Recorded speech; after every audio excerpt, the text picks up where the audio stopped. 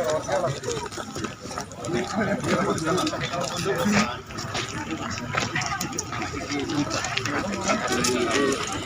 ambil lagi.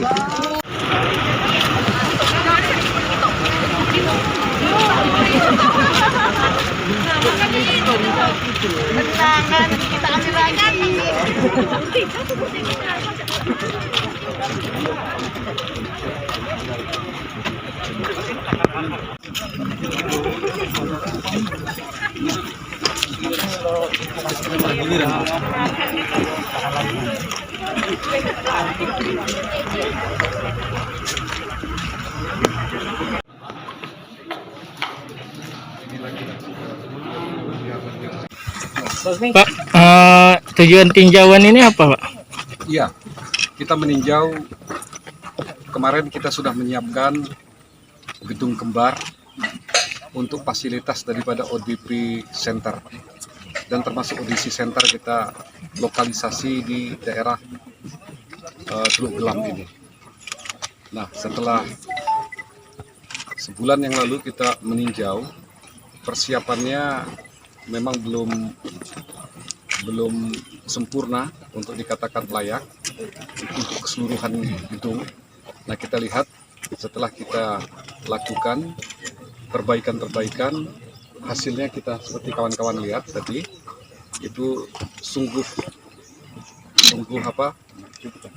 bukan menakjubkan, suatu tempat yang betul-betul ini bisa untuk memulihkan dari si sakit ini, itu mempercepat proses daripada dia yang sakit ini, itu menuju kesembuhan, karena suatu letaknya ataupun iklimnya ataupun tata daripada lingkungannya ini sangat mendukung sekali.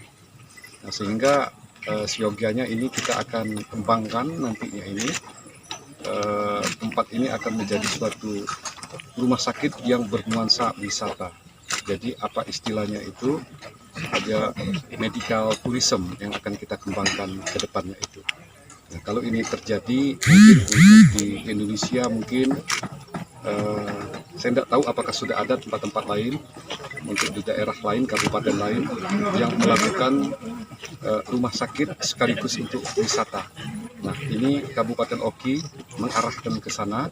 Pasca COVID nanti ini akan kita desain, nanti ini menjadikan wisata tourism. Apakah akan jadi rumah sakit rujukan, Pak? Ya, rumah sakit rujukan itu kita nanti